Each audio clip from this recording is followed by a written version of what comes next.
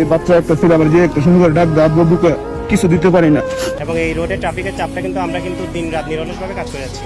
এখানে আমাদের সিনিয়র বলেন, আমাদের কনস্টেবল, আমাদের টিআই স্যার, আমাদের এসি স্যার, আমাদের ডিসি স্যার একদম মাঠ পর্যায়ে ওনারা নিরলসভাবে কাজ করে যাচ্ছেন।